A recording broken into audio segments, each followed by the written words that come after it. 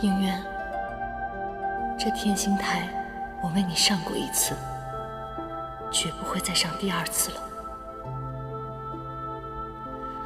沉香燃明灭，回血散不尽。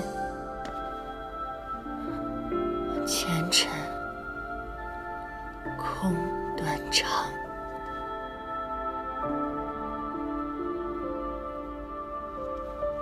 相思了无益。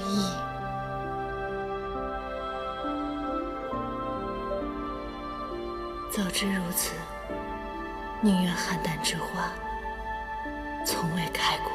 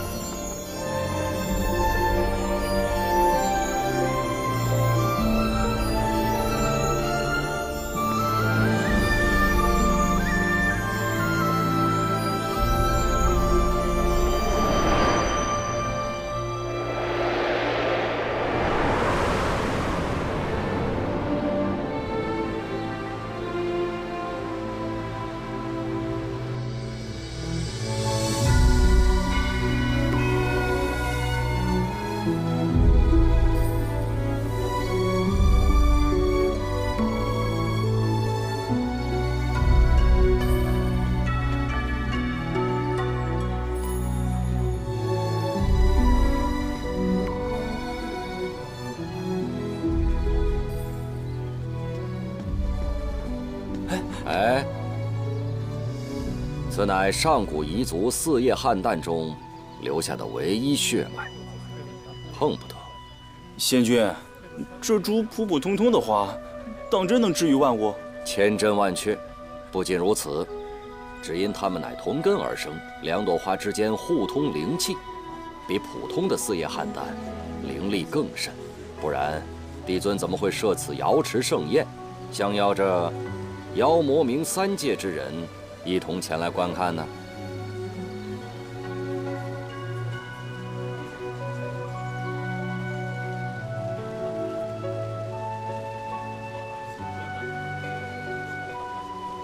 基督星君，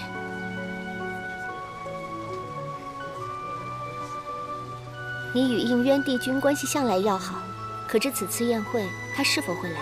哦，应渊君向来性格冷僻，定是不愿赶这番热闹。此刻八成躲在宫中饮茶下棋呢。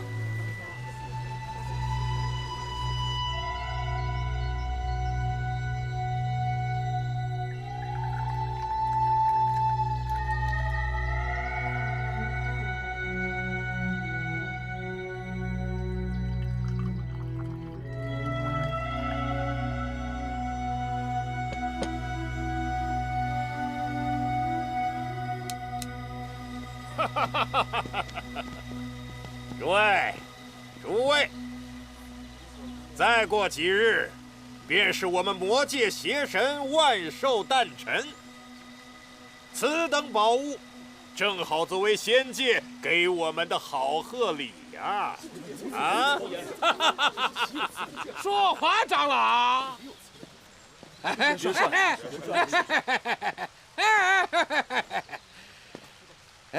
呀，我得元帅。说话，长老。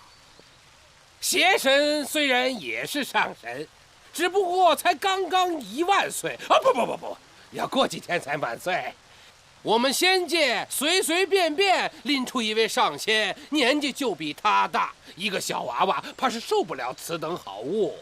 别吃了上火，回过头来又来骂我们的不是，是不是啊？啊！哎呀！霍德元帅，你身为堂堂宪兵总管，说话竟然如此无礼，竟敢折辱我邪神殿下！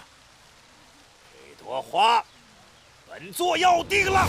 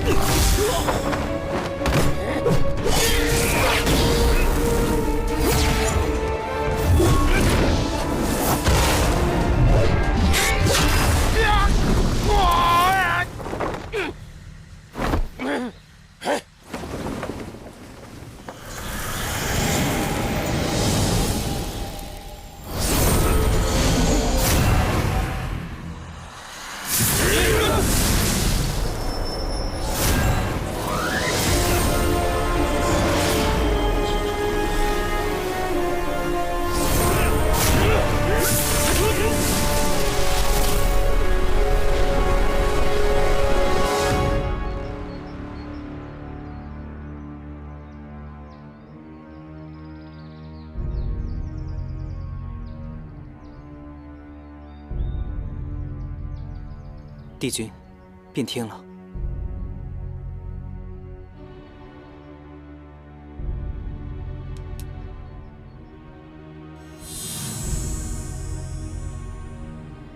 望断花开时，此茶饮之最佳。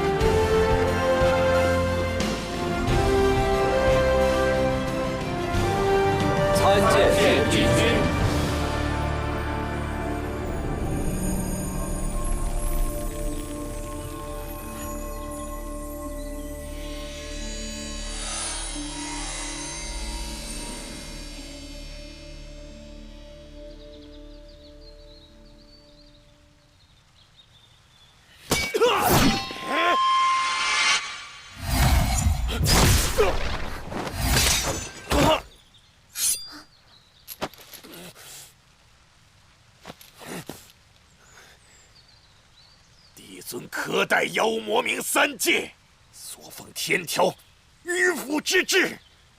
六界早就该易主了，妖界、魔界之人早就有怨言，只不过他们胆小怕事，不敢跟我一同殊死一战。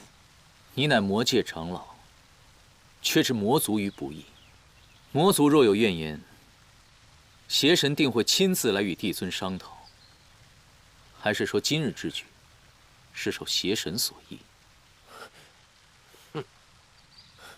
此事乃我一人所为，与邪神殿下无关。要杀要剐，悉听尊便。本君不会杀了你。回去告诉他，创世之战后，6界缔下了和平之约，魔族可以出尔反尔，但仙界言出必践，不使瑶池染血，亦不使6界染血。说得好。参见帝尊。 6界之中怀有二心的，只是沧海一粟。吾相信，有应渊帝君在，定能保我6界太平。我们冥界敬服仙界，绝无二心。利剑断，莲花开，这正应了6界交好、止戈霸舞的愿景。 今日莲花一开，此2人化为人形，实乃祥瑞之兆。应渊帝君，此2人乃是你所救，那他2人的名字，就由你来取吧。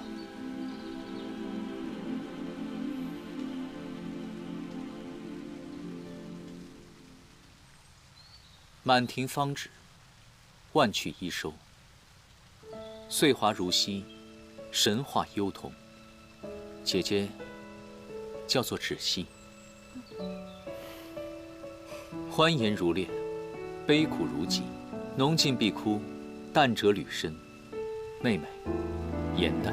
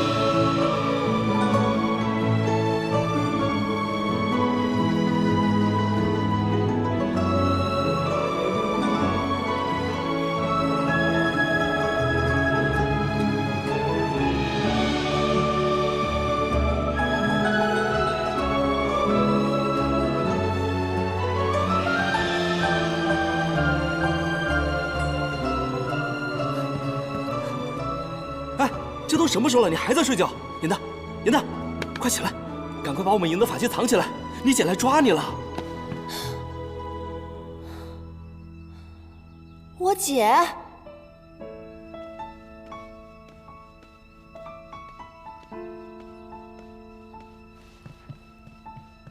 芷溪仙子，颜淡呢？她不在啊。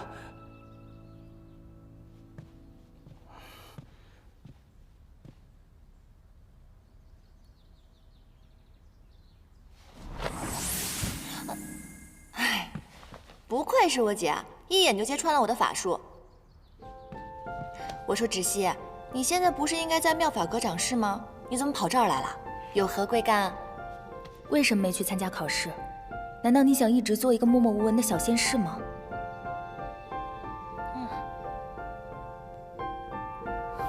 我不是这个意思。啊，明白明白，我是鲛人族，能够飞升成仙，管理这偌大的藏书阁。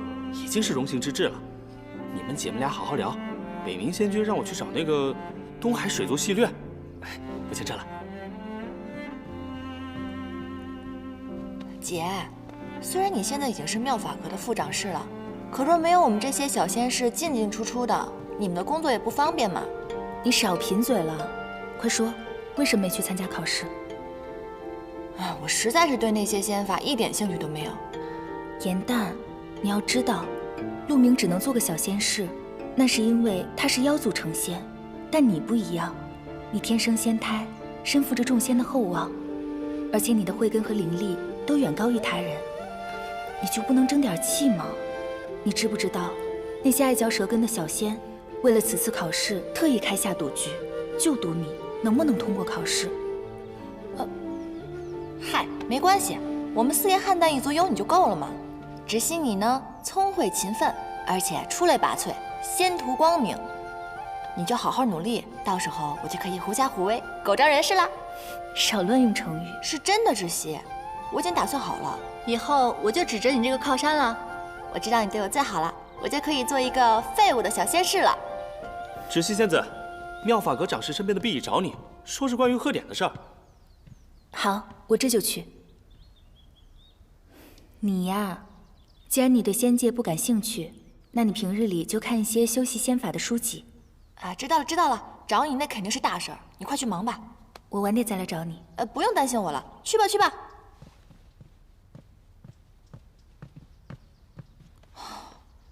吓死我了！你姐要知道开设赌局的是咱俩，会不会扒了我的鲛人皮，砍了你的莲花镜啊？嘘，小声点儿。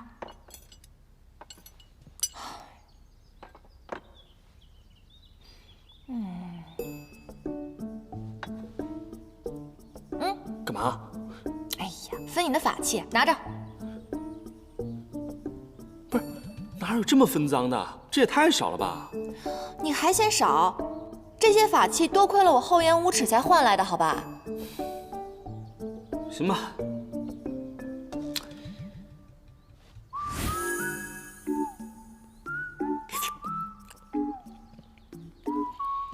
那个，你想不想看接星星大典？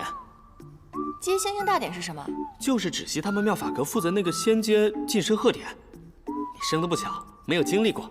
这个大典啊，每500年一次，凡有仙阶者皆会齐聚天之角，接受4位帝君不失仙力的赐福。传闻此仪式场面那是相当的奇美梦幻，所以低等仙士就称它为接星星大典。哇，这个听上去好像很不错的样子。那你是不是已经想到办法能带我混进去了？混进去啊？不可能，天之角守卫森严，像我们这些低阶仙士根本进不去，必须另辟蹊径。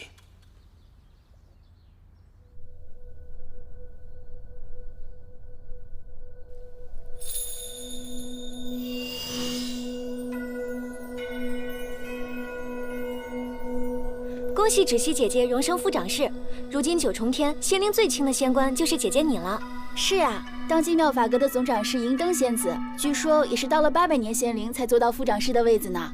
大家莫要这样说，能有此际遇，不过是我运气好罢了。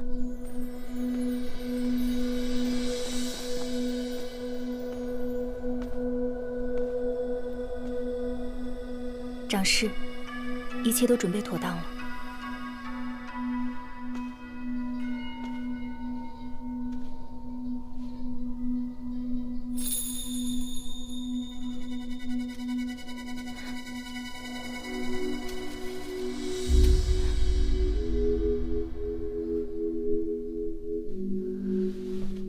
你去那儿值守。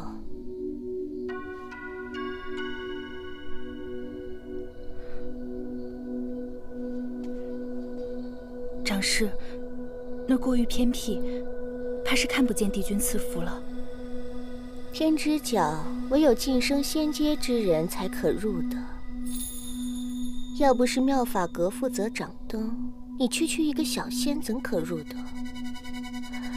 帝君的风姿也不是你配瞻仰的。小仙知错了，我这就去。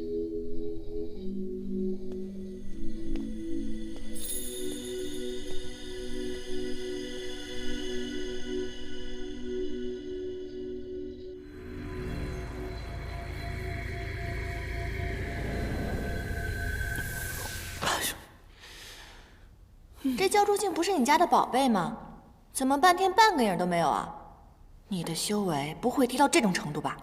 这还是我从父亲那里偷来的，也是第一次用，不要着急。快到亥时了，再过一刻，怕是接星星大典就结束了。罢了罢了，我跟你一起试试吧。好，来。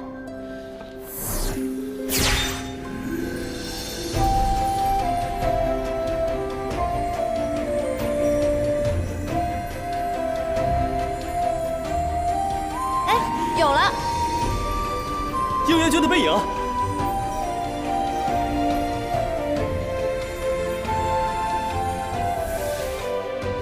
哎，怎么又没影了？你家这个宝贝也太坑了吧！什么都没看到，还浪费了我这么多修为。好歹也看到应元君的背影了，不算毫无收获。是啊是啊，应元君连背影都这么潇洒，要是能去他的宫中侍奉就好了。这9重天上有整整36座宫宇，而应元君的延续天宫南境程度，甚至超过了帝尊的玉清宫，排名第1。嚯，那这么看来，分配仙士的长侍不得乐坏了？这得有多少仙娥给他送礼啊？错，延续天宫的一切人员调动，皆要应元君的手感，不是谁想进都可以的。唉，这个小人帝君果然事儿多，仗着自己仙力超群，就如此跋扈。如今世间仅存6位上神，帝尊、4大帝君，外加魔族的邪神，应元君一人可抵100万雄兵。千百年来都是因为他在，魔界才不敢妄动。500年前要不是他，你和芷溪早就命丧魔族之手了。应元君是你的救命恩人，你为何如此没良心，还说他是小人？就是反正我就是看他不顺眼。应元君深居简出，除了关系与他要好的几位仙君，外人甚少能瞻仰到他的尊荣。哎，颜淡，他到底长什么样啊？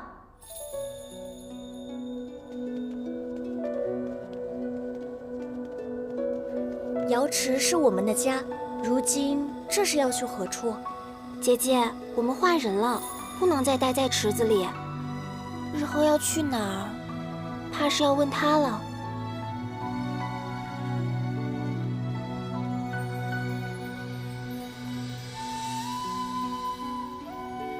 四叶菡萏灵力不凡，若出双生，必定一强一弱。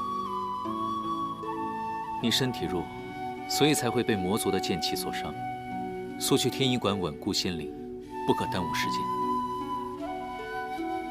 仙家一直讲究魔力修行，未来如何，全凭个人努力。你不必沮丧。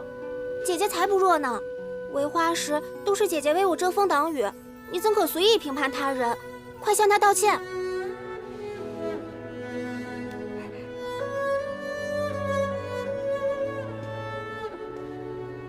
你这小人！我那个时候刚刚化为人形，就见了那么一次，此后再也没有见过了，哪里还记得？再说了，现在天规明令禁止神仙们不能动情念，我看你啊，趁早放弃吧，他再好也于事无补的。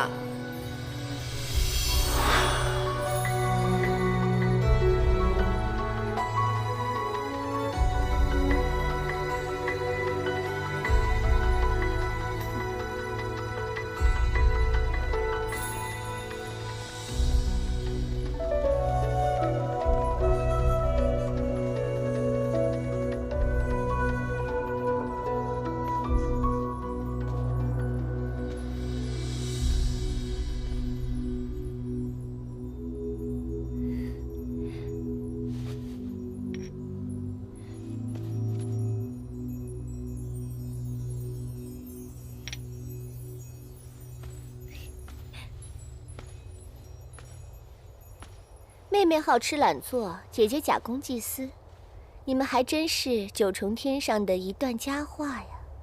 颜淡在北冥仙君的玄心崖当差，一向认真，从未犯错。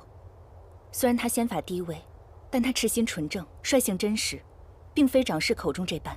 长师平日里怎样说我，我都不在意，但你没资格评价我妹妹。不要以为你当了副长师就能如此和我说话。要不是思璇出了事，就凭你自己，再过500年也坐不上这个位子。思璇总长室一向待下宽和，对你也十分照顾，而你竟然告他触犯情戒。如今你坐上了他的位子，午夜梦回可能安心。他德不配位，触犯天条，我取而代之本就理所应当。你再不忿，也得忍着。妙法阁如今我是掌事，你不过就是一个没有仙阶的副手，而我前身便是帝尊案前的灯芯。升仙阶时，这仙殿更是应渊帝君为我亲手锁点，这就是你和我最大的差别。帝君的仙力，哪怕微小如尘屑，你也不配拿。把里面的东西倒了。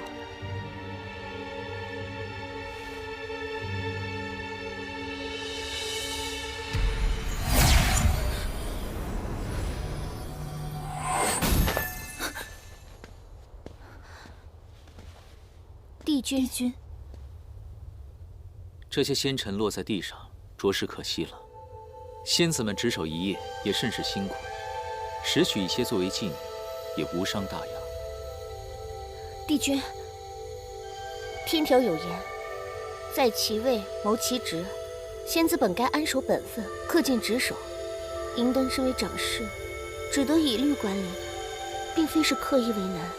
天条并未写明，只是仙子不可拾取仙尘，掌事无需太过教条。是，谨遵帝君教诲。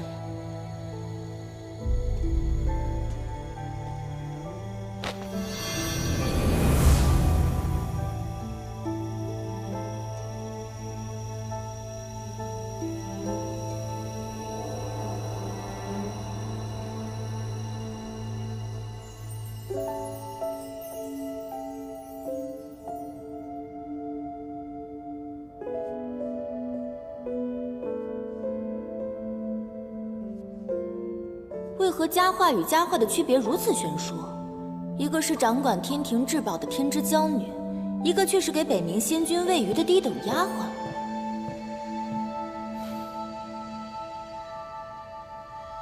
芷溪，这是什么？好漂亮！大典结束后，我看到空中有些没有被接到的散落星辰，便收集了一瓶，偷偷给你带过来了。芷溪，你对我可真是太好了。你是我妹妹，我不对你好，对谁好呀？你累了吧？快坐下来歇息歇息。你们今天怎么样？我看见了4位帝君。然后呢？我好想成为和他们一样厉害的神仙，希望我升仙阶时，额间的仙殿能由应渊进来点。芷溪，我相信你一定可以的。你可是四叶汉诞，你出生的时候，帝尊就说是祥瑞之兆，你知道吗？你现在是众仙子的榜样。你的出身到现在还被大家津津乐道呢。你呢？你有什么志向？你知道的，我这个人啊，喜欢看书写戏。如果可以的话，我希望能够成为6界第一话本大家。我希望我的戏不光可以在仙界跟凡界顺利演出，我希望所有人都能喜欢。一定会的。颜淡，你知道的，所有的神仙在升仙阶前都要下凡历难，是要经历人生8苦的。可是我从来都没有离开过9重天，心里是有点害怕的。芷溪，别怕，有我呢。芷溪不怕，因为芷溪要永远保护颜淡。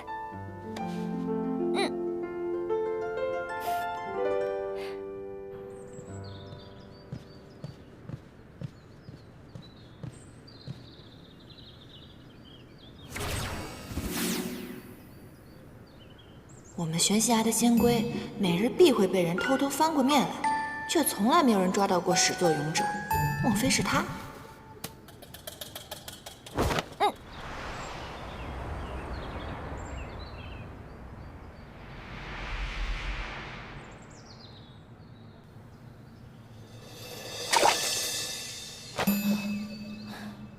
你这个小人！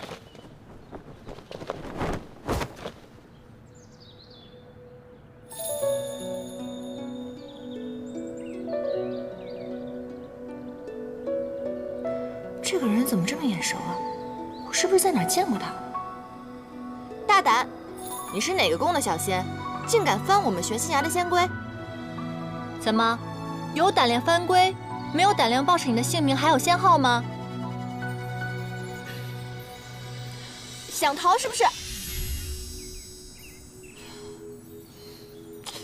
这个人的面容跟背影都好生熟悉，好像在哪里见过似的，可怎么都想不起来了。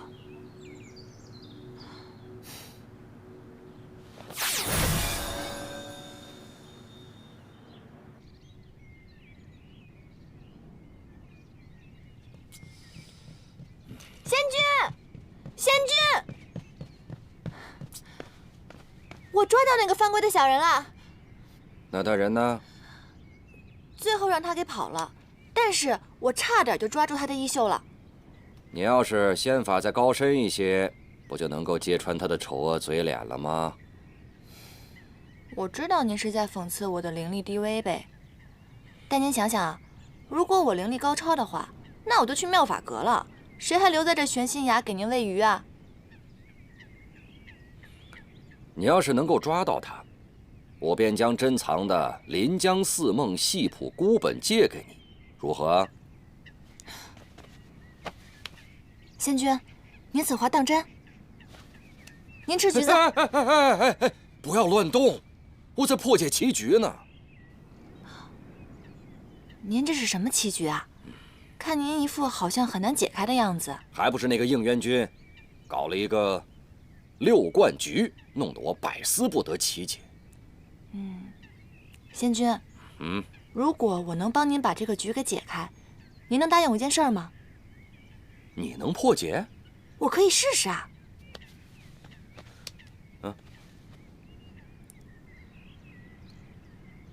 此局虽名为6冠局，实则是一统大3冠中另藏的3节循环，兼充无用，用飞风徐徐制之，便可破解。您可以试一下。飞风徐徐制之。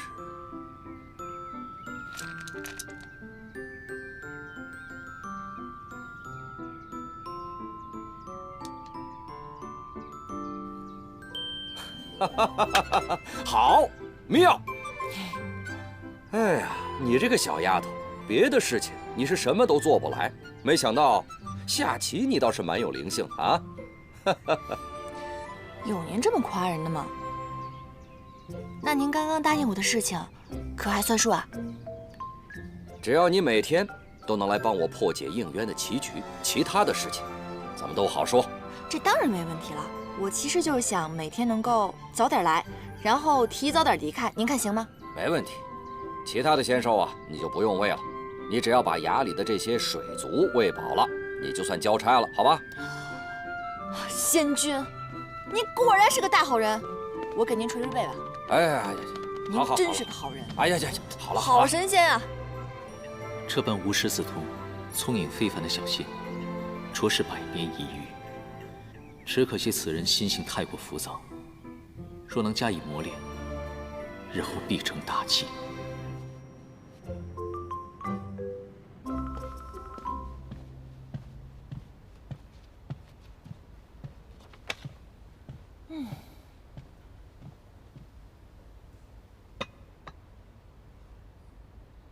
你怎么突然变得这么有上进心了？我自知我没有天之娇女的命，但是有天之娇女做靠山，照样是先生赢家。你要找谁当靠山啊？我姐芷溪啊，她马上进仙考核了，以她的实力，肯定能够顺利通过。不过通过之后，她便要下凡去历难。我听闻瑶池盛宴最佳表演者可以得到帝尊的施恩。我呢，打算写一出拔得头筹的大戏，到时候我就请求帝尊让我代替芷溪下凡历难。你是不是傻啊？这下凡历难那是十分艰难的修行，你知不知道有多少神仙那是有去无回？我当然知道，要是那么容易的话，我还费这么大劲干嘛？差不多行了啊，快把这吃了。再过2个时辰，你就要去玄心崖干活了。对了，明日你陪我一起去抓临江四梦。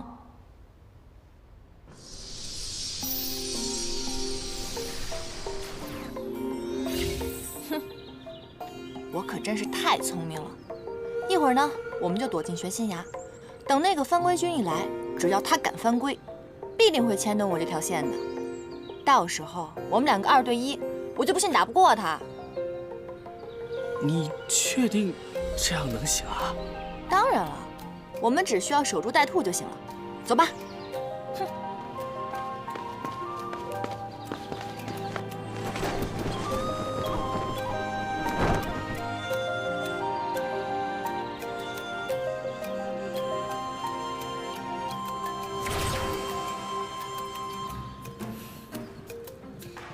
快点，快点！哎，小心！哎，不是已经查了线吗？他来了，怎么我们毫无察觉？对啊，怎么可能？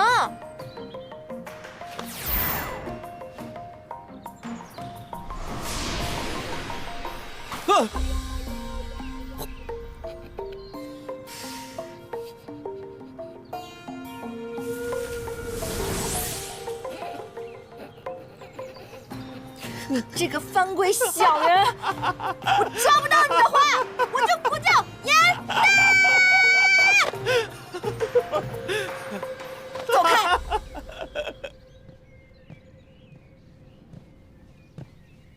世云，啊，严旦，番规军抓到了吗？我下次一定能抓住。哎，这是什么？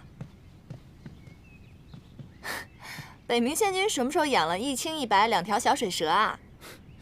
他们呀，才不是什么水蛇呢，而是龙。银白色那条啊，是东海龙尊家的太子敖轩；青色的是南海青龙族的公主昭兰。龙族啊，觉得我们9重天仙气盛，所以就把他们子女送来养了。哼，你不说还真看不出来是龙。小家伙。啊！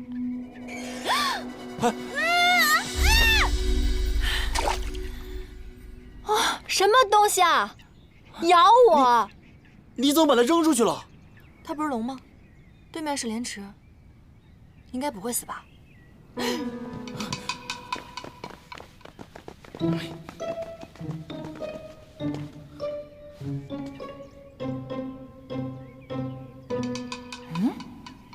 这条鱼不会被小白龙砸死了吧？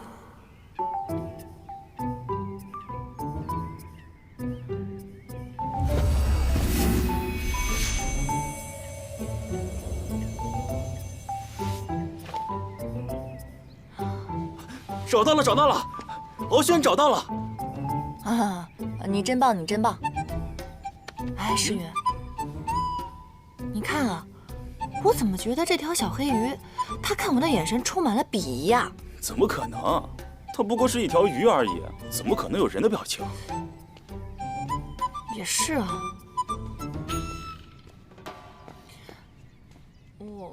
刚才是我不对了，还好我的真身是药。如果刚才真的把你砸晕了，我可太对不起你了。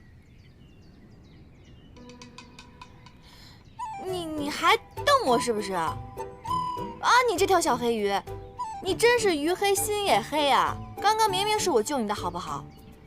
等你幻化成人以后，我就好好教你怎么做人。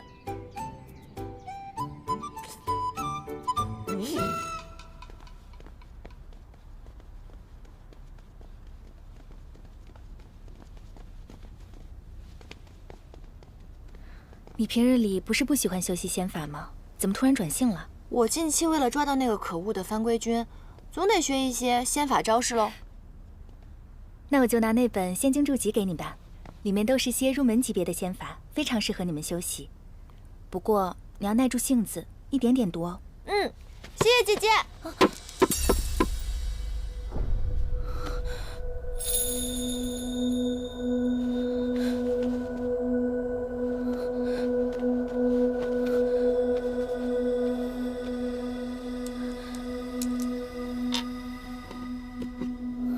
怎么了？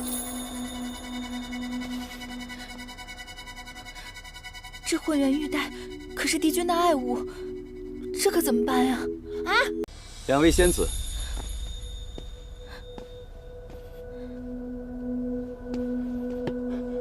这腰带伴了帝君2000年了，你们竟然如此不小心！是谁摔坏的？仙师长，仙师长，我是玄心崖的颜淡，此物是我摔坏的，跟芷溪无关。你低阶仙士擅闯此地，摔坏帝君之物，必须跟我回隐虚天宫领罪。这玉带虽然不是副长室砸的，但毕竟是副长室看管不严所致。帝君和妙法阁的总长室那边，我也不好隐瞒。此事我一人做事一人当，请勿责怪姐姐。此事还要看帝君如何处置。走吧。颜淡，放心吧，姐姐，没事的。晚上等我来取仙晶筑基哦。等我。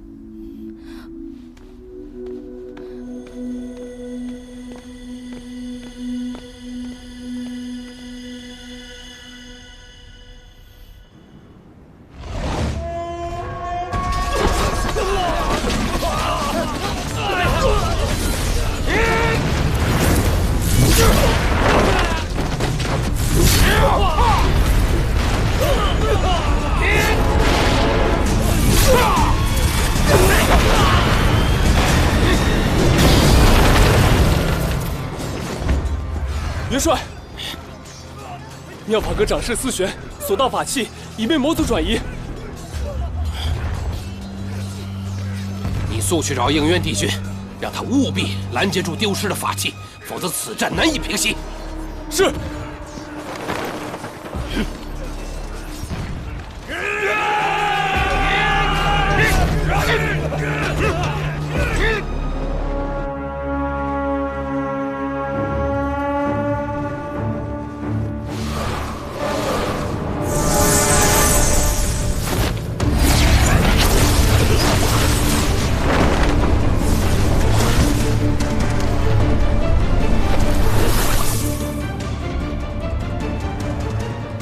山夷长老，你挑动魔族内乱，若今日交出法器，我会留你一条全尸；否则，我只能顺应天命，除魔卫道。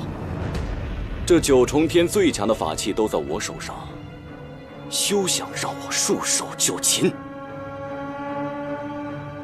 解阵，诛杀帝君！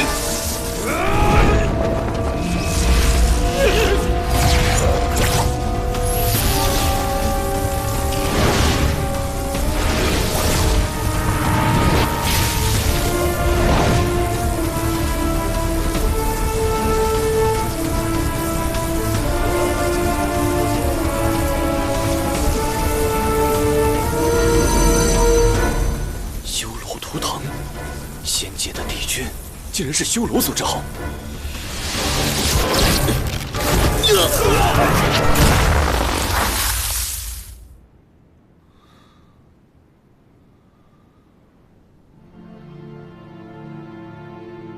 我想你的身世，今日也该告诉你了。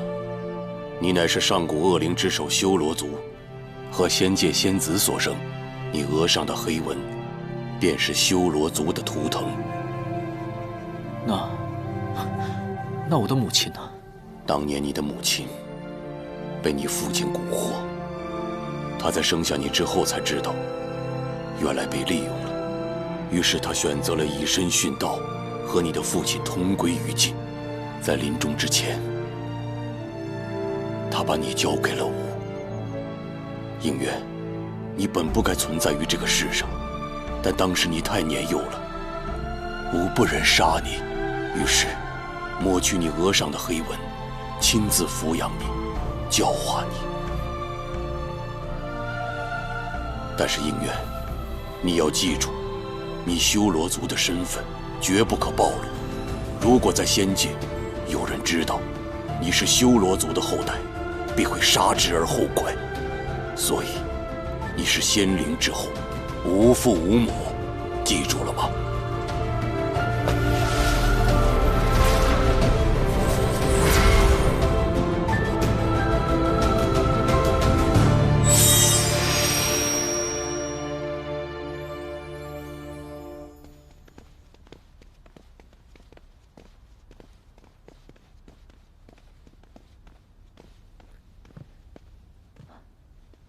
帝尊，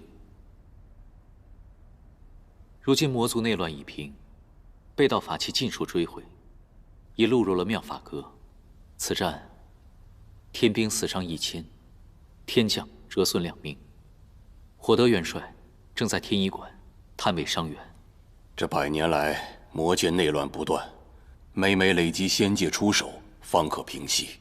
此次更因为思玄和魔族长老暗通款曲，将无数的仙丹送往魔界，才令战事焦灼数月。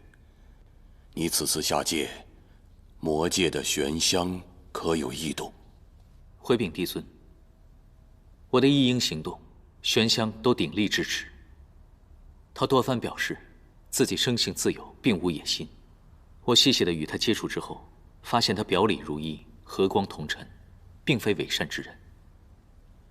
邪神玄香若真无野心，便是6界之福了。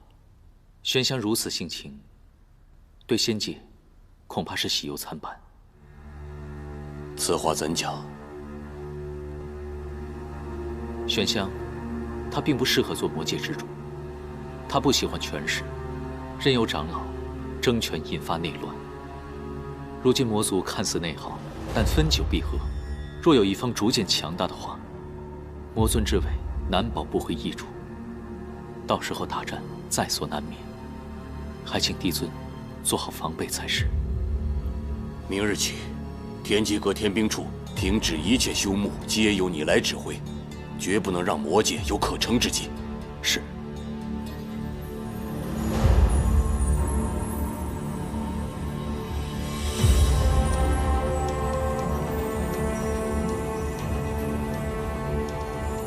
帝尊，已准备就绪。行行。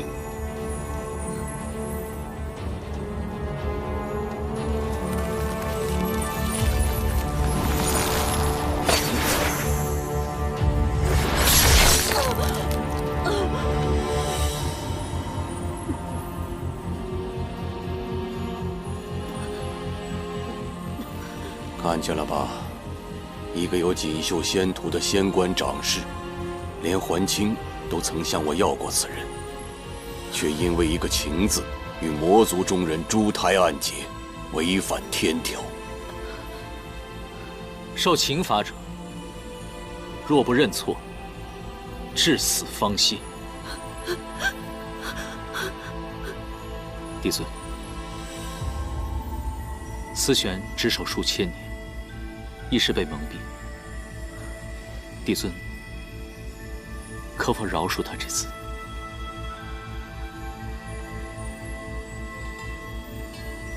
好，如若他肯认错，死后无留其元神，允其入夜望川洗净前尘，入凡界为人。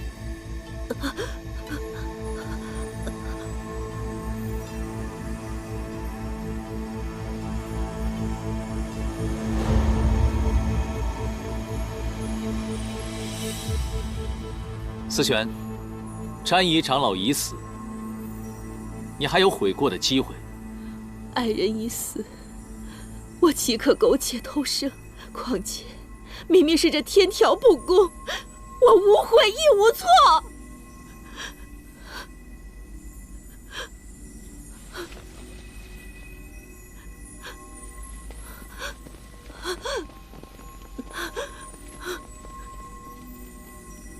思玄，你因为情爱失志忘义，还在这信口雌黄，说什么天道无情，你知道吗？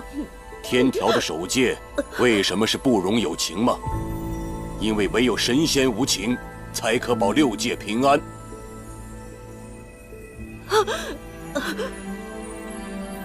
应元君，看见了吧？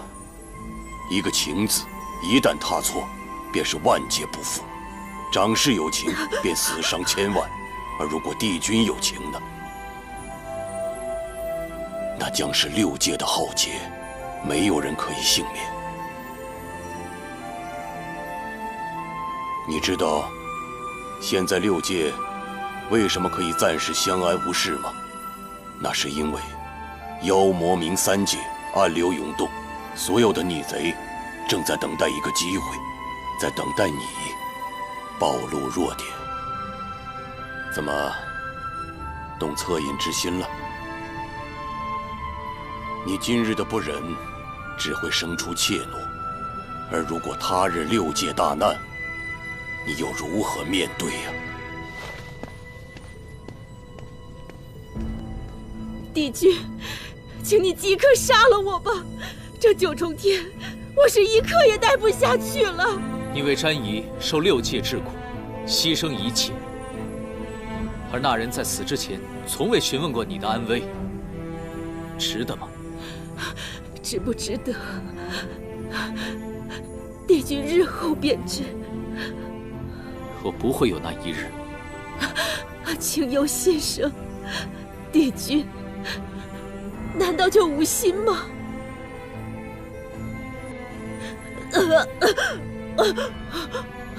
我求求你杀了我，我宁愿怀着这有情的心死去，也不愿和你们这无情之人同活。我不愿意再受这不公的待遇了。我求你，我求求你杀了我！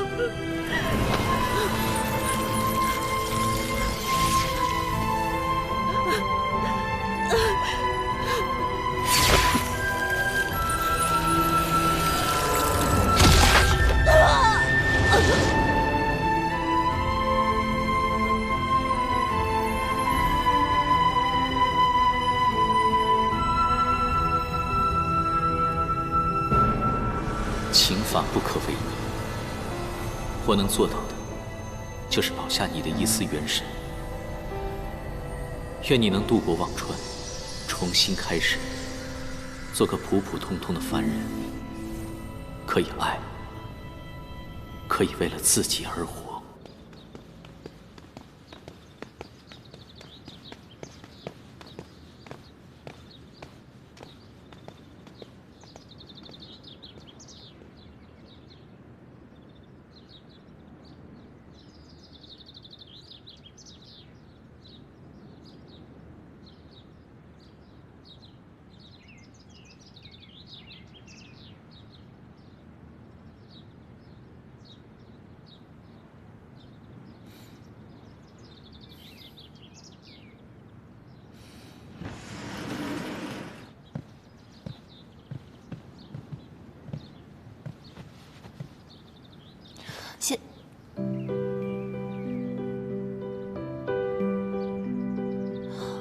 范归君，是你！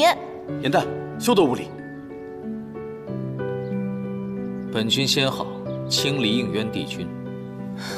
帝君与范归君是同一人。小仙鲁莽，不小心弄坏了帝君的衣物，还望帝君惩罚。玄仙崖的仙士怎会接触到此物？哦，对了，你的姐姐芷溪是在妙法阁任职。是小仙去拜访姐姐的时候，不小心弄坏了您的玉带，跟姐姐毫无关系，是小仙一人所为，还望帝君明察。损坏腰带没有什么大事，起来回话。多谢帝君。帝君果然大人有大量，小仙日后一定会多多。我说了没有什么大错，但并不代表不罚你。青云，在。偏殿是不是还缺打扫的人手？是。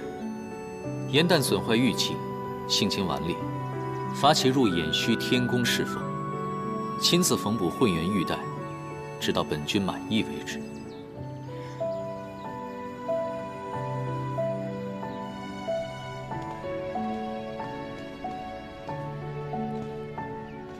唉，仙君，您别送了。今天我就要走了，你要好好保重身体，以后我会常回来看您的。唉，没想到你走得这么突然。别难过了，这以后谁来帮我破解棋局啊？唉，别哭了，仙君。仙君。我在您这宫里待了200多年，难道我除了给您破棋局，没有任何地方让您舍不得吗？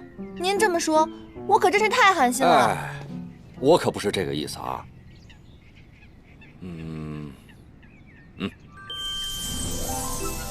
啊，这袋法器，就当是分别时我赠送你的礼物了啊。哎，但是你要记住，以后可要经常来看我啊。放心吧。哇，仙君，这个法器沉甸甸的，我此刻终于感受到您对我不舍的心情了。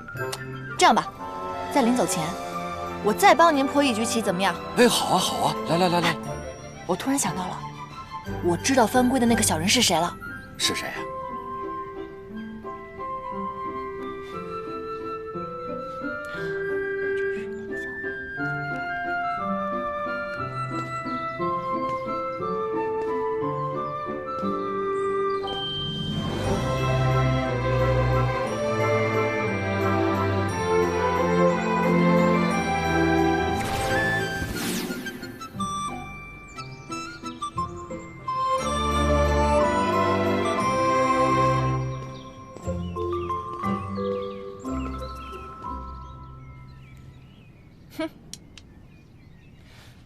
小人帝君这回总算是黔驴技穷了，这局还没有上一局难呢。哟，你这一子下的可妙啊，一虚打实。你看看，把他这一脚的活子全都打成了废子。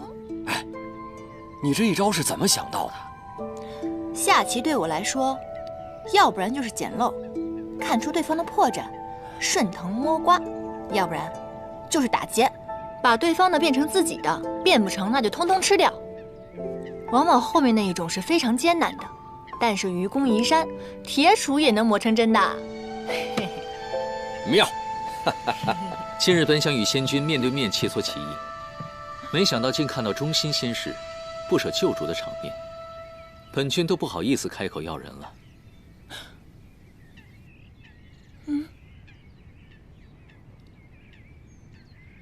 哈哈，应元君，你什么时候来的？小人帝君那句我就到了。看你们如此专注，我也不好出声打扰。你好歹堂堂的上神，你这样如此偷听别人的墙角，这样不太好吧？唉，本君上梁不正下梁歪，影响的仙君一起作弊，真是惭愧。啊，应元君，你说笑了，你一定是看我破解棋局呢特别的辛苦，所以呢你就一次一次的降低难度，故意放水，是吧？刚才只是说笑。颜淡呀，去了偃虚天宫之后呢，由你亲自教导，我想他的棋艺和仙法一定会更上一层楼的。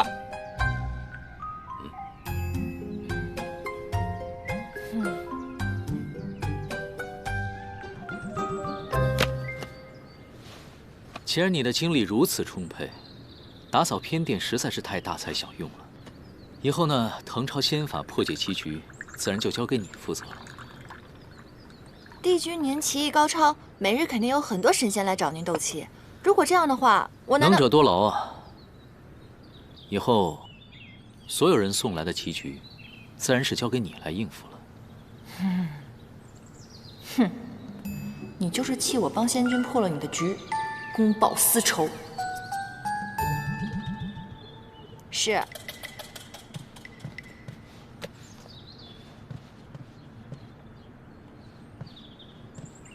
还有，混元玉带尽快补好，莫要让其他仙士去催，白白浪费别人的时间。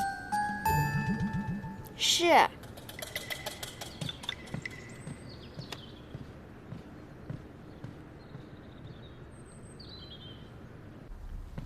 应渊这个小人，他表面温文尔雅的，他实则呢肚子里一堆坏水，给我安排这么多活让我干，他就是故意想整我。小人。没想到。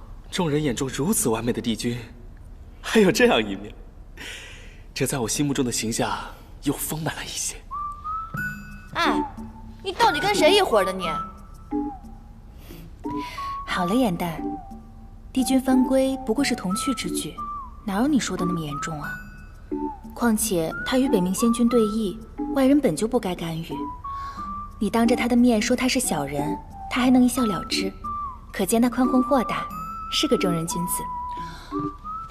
芷溪，你清醒点好不好？你这是色令智昏啊你！你们知不知道偃虚天宫有多大？每天什么活都让我干，腰酸背痛的。还有那个书让我抄了一遍又一遍，我脑袋都快疼死了。多少人想来延续天宫还进不来呢？你有这样的福气，应该珍惜才是。哦。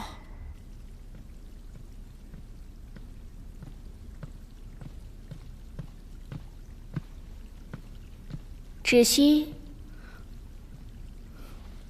长侍。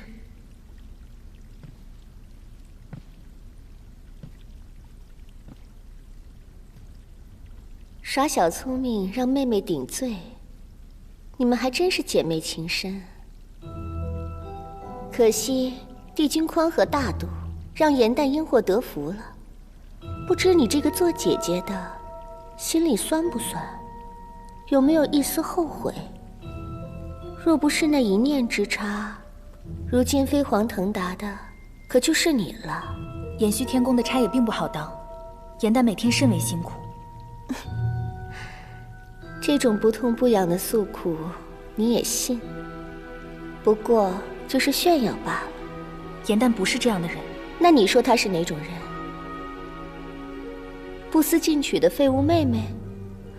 双生莲必分强弱，大家都说你是强的那个。我看未必。不然帝君为何一眼挑中那个一无是处的颜淡？你自己好好想想吧。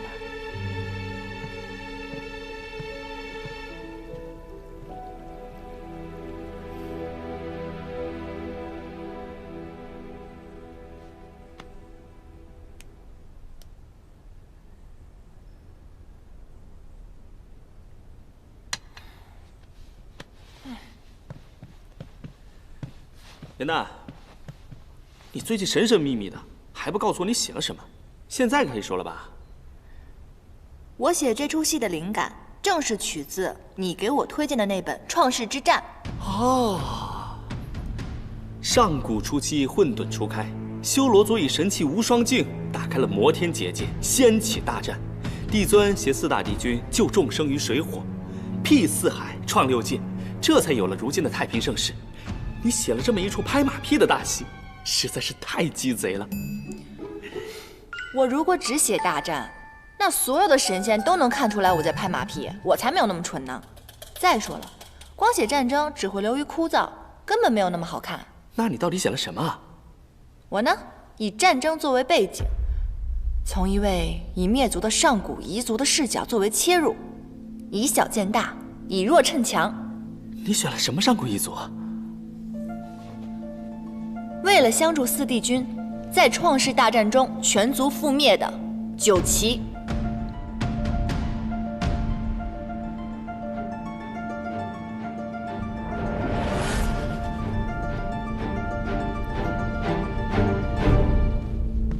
你竟然翻出了九岐？正是，他曾被誉为6界当中最强悍的水族，上天为龙，入海为鱼，百毒不侵，水火不灭。可就这么厉害的种族，却在这些年的和平当中被人们逐渐遗忘了。如今除了我们，谁还能想到当年惨死的九岐呢？你是不是想到了自己，觉得同病相怜了？唉，四叶汉淡一族最起码还残留了我和姐姐，可是九岐连个血脉都没有留下来，实在是太可惜了。传说九岐虽然善战，但却生来欲望浅薄，在每化人之前，都会经历命悬一线的紧要关卡，没度过呢，就会灵力散尽而亡；度过了，便是浴火重生。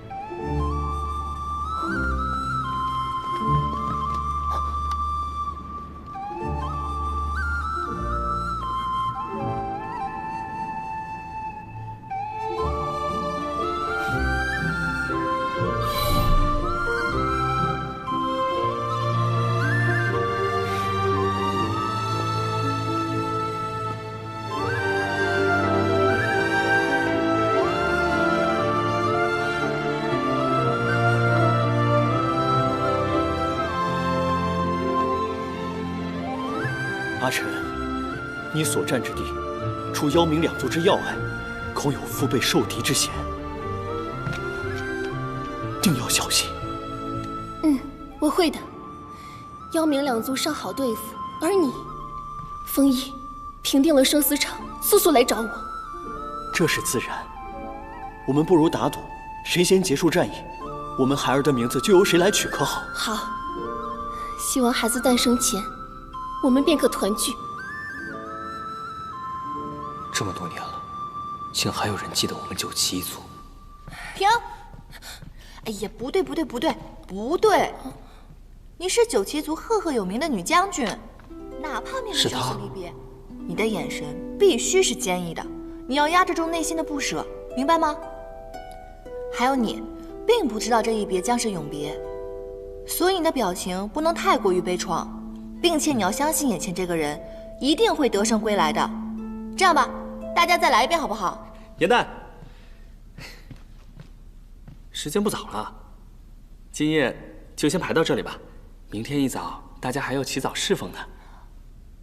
哦，那今日要不然先这样，你们回去好好研究一下，散了吧。走。哎，这儿的长师收了我们送的法器，没说什么吧？没有，帝尊重武亲文，这个戏台子也荒废了很久，长师还乐不得我们用呢。那就好。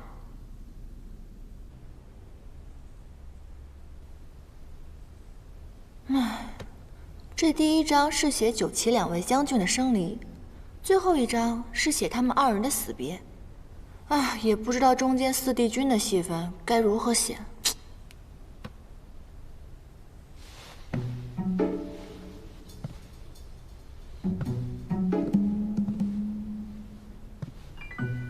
好呀，陆明，竟然想吓唬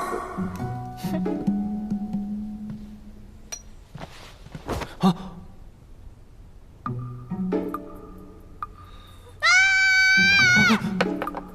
哇！我的鸡巴！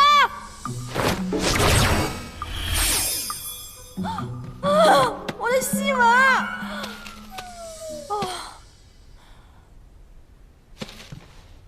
兄台，你哪位啊？你为什么半夜来我房间，还会水系仙法？你说，你干嘛的？不说是吧？好，你不说的话，我现在喊天兵抓你了。天！我呢，只是一个刚刚偷偷化成人身的一个黑羽小仙而已。啊，我是无意间误打误撞地走进披香殿，看见你们正在排戏，我觉得很有趣，我又想知道后续发展的情况，就偷偷溜了进来。我只是想看看后面的戏文是怎么写的。刚化成人形就长这么大？原来是水族，怪不得能灭火。所以你刚刚说的那些，就是你帮我抢救戏文的原因喽？啊。看来你这条小黑鱼还算有良心嘛。我之前认识的那条就没有你这么有良心了。看你的装饰吧，确实不像什么仙君仙士，所以你跟我来，当真是因为觉得我戏写得好？是啊。乾隆尊还有尊后的故事，我也很想知道后面到底发展的怎么样了。哦，对了，九旗呢本来是我们的四海龙尊，我很想知道他们接下来的情况。你居然知道九旗？哦，我以为现在除了我，没有人知道九旗了呢。小伙子，有眼光啊！叫什么名字啊？我还没有名字。连名字都没有，看来他定是身份微末，处事艰难。是这样的啊，今天你遇上我，算是你的幸运。以后跟着我吧，只要有我在，保证带你吃香喝辣，做一个快活神仙，怎么样？若非是他在我渡关的危急时刻现出真身相救，我必不会这么顺利的成功化人。既然如此，就算做个跟班也无妨了。怎么样？考虑好了吗？当真如此？当真如此啊！你不是还没有名字吗？啊，让我来帮你取一个吧，等着啊。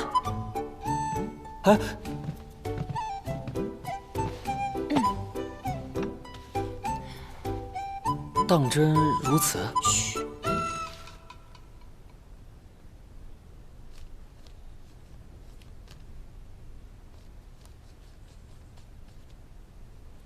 好了，这个名字竟然还不错，是吧？于墨。嗯，我明明写的是于黑土啊。啊？不是你说的吗？你刚刚从小黑鱼幻化成人形，所以我觉得黑土很适合你。不，这名字未免也太土了吧？还是于墨好听一点。你看啊，是命运让我们相遇，又是缘分让我来看错这2个字，所以我决定往后还是叫于墨吧。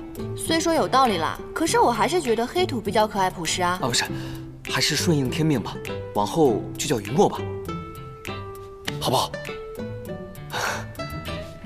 那好吧，就叫这个名吧。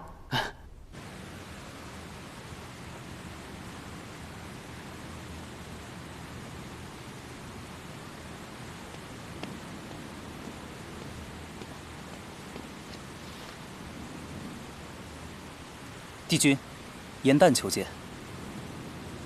所谓何事？说是腰带补好了，帝君是否一见？叫他进来吧。是。针脚比上次好了一些，但丝线的颜色本君不喜欢，拿回去重新缝。帝君，那你到底喜欢什么颜色？随缘。帝君，您不是着急带吗？我想的是，您把要求说得详细点，这样我就不会日日来打扰了。虽然急，但宁缺毋滥，反正你日后也要天天来。天天来？过来，破局。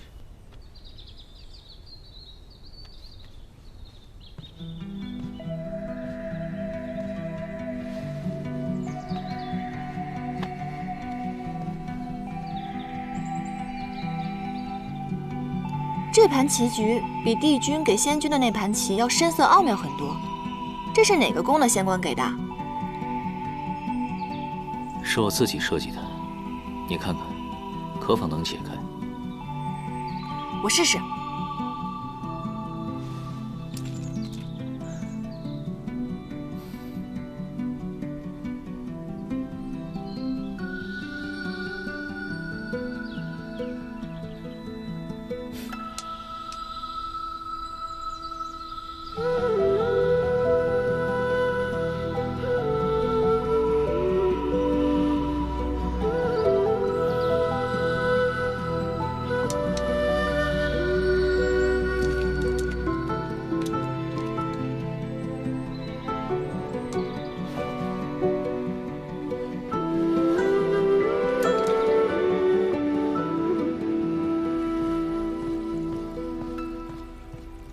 哎，这9重天的食材啊，可都是可以滋补灵力的，吃吧。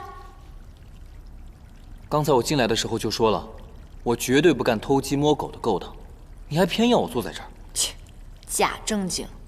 哎呀，9重天的这些蛋啊，可都是仙姬所下的，对仙灵会有帮助的哦。当真不吃？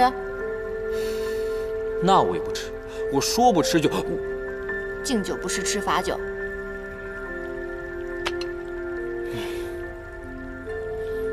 我说，这也太好吃了吧？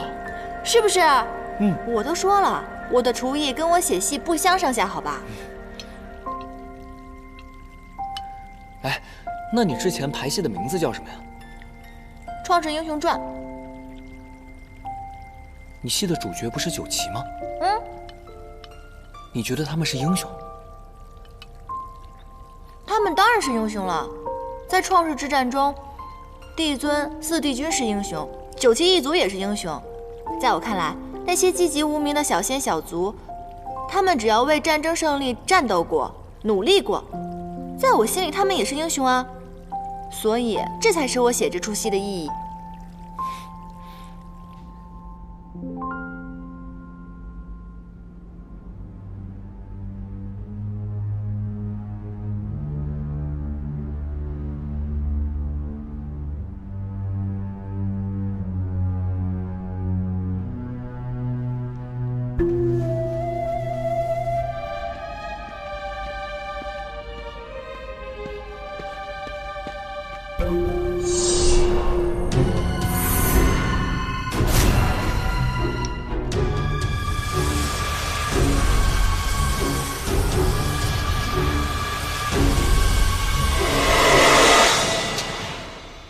真是不查不知道，一查吓一跳。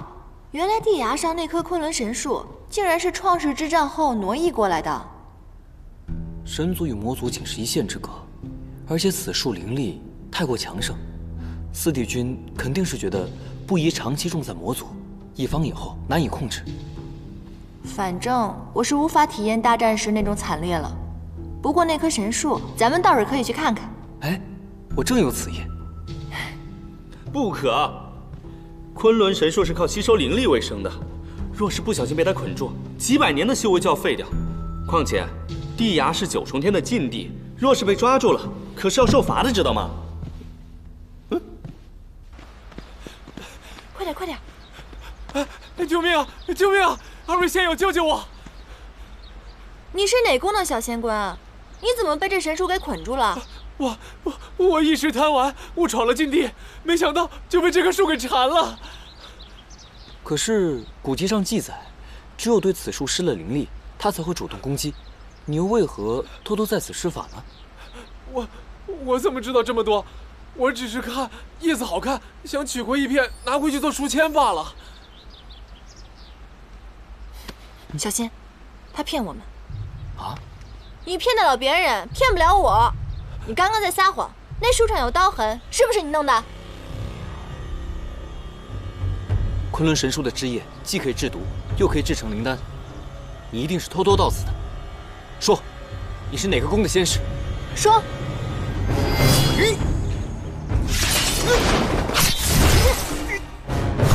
不要施法！啊！